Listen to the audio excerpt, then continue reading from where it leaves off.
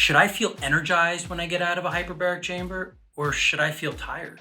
Everybody's response to hyperbaric oxygenation is different, and there's good reason for it.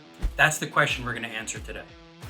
Some people do feel very energized as a result of hyperbaric oxygenation, while other people do feel a little bit tired or relaxed. What's the difference and why is it that way? The truth is, there's not enough research in this moment to be definitive about the answer to that. But after 15 years of doing hyperbaric oxygen and treating so many different patients, some of which have health concerns that they're trying to reduce and improve, and other people are using hyperbaric more for recovery and performance based. Why is it that different people have such different responses? Well, there's a few pieces to that. Number one is hyperbaric is very parasympathetic. There's part of our nervous system called our autonomic nervous system. And within the autonomic nervous system, there's two arms. There's the sympathetic, which is the fight or flight or the stress response. And then there's the parasympathetic, which is nicknamed rest and digest. And it's the part of our nervous system that allows our body to really heal and recover. And I would say that most of us, most Americans for sure, most people in industrialized nations are driven a little bit higher in the sympathetic nervous system. They're sympathetic dominant. They're fight or flight most of the time. Hyperbaric oxygen does decrease respiration. It does decrease heart rate. It's very parasympathetic. It puts us into that rest and digest mode, which is great for healing and recovery. It's great for really pushing the body into a place where it can reduce inflammation and it could regenerate tissue. But while it's doing that, it could also create a feeling of relaxation. And for some people, that's really interpreted as fatigue. If the body utilizes all of this extra oxygen for energy and puts that energy not into you feeling energized, but puts it into cellular healing, well, then you are going to feel a little bit tired. And for those people, the first 5 or 10 sessions, or if you're very sick, the first 20 or even 30 sessions, you could feel that relaxed experience, that calming experience, or some fatigue as a result of that hyperbaric exposure. Other people who are generally healthy using hyperbaric more for performance, they often do experience more of an uplifting, energizing effect of hyperbaric. That oxygen isn't necessarily going into healing and recovery because there's not a lot of healing and recovery to be had. And therefore,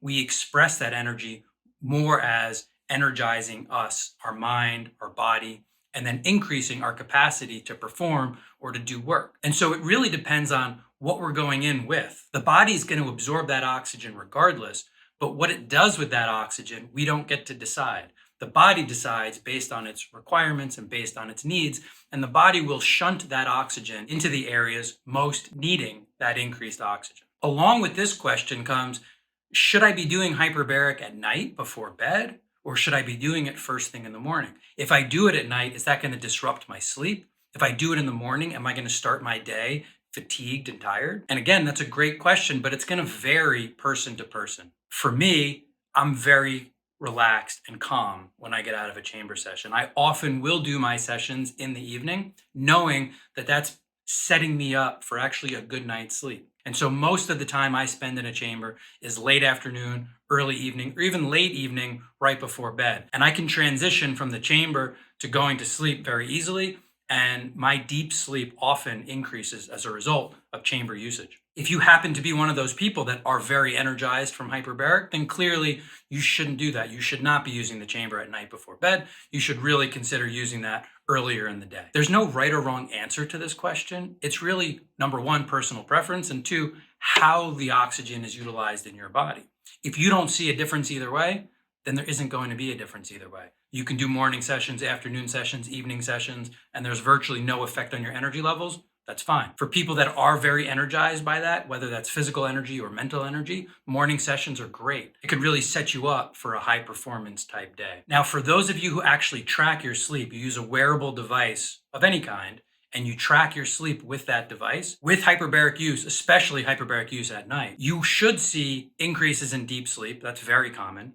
You often will also see increases in REM, but you might also, especially in the beginning of usage, see some increases in resting heart rate. Now, a lot of these devices use resting heart rate as a huge metric. It weighs a lot in the metrics of your sleep score.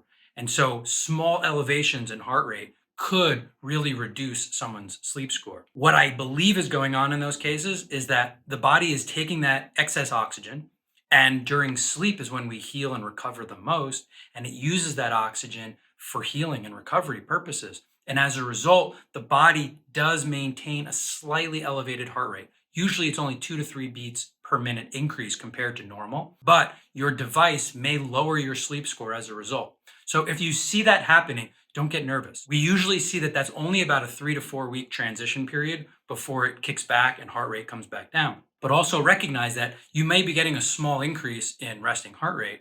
But if you're looking at REM and you're looking at deep sleep and you're seeing that you're getting longer hours of deep sleep in REM, don't worry about the resting heart rate for a little while, for a few weeks. Watch it go up and then watch it transition back down, but also watch your sleep scores improve because of the increased REM and deep sleep that you're getting as a result of those oxygen exposures. So I hope that helps answer some of those questions. Again, there's so much to this, and ultimately it's really individual exposures. It's listening to your body. It's just like anything else.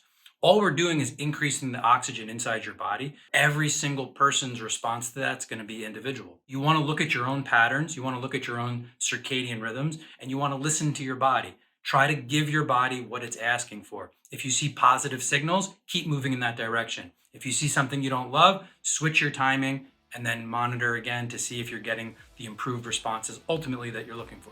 Okay? See you next time, and thanks a lot.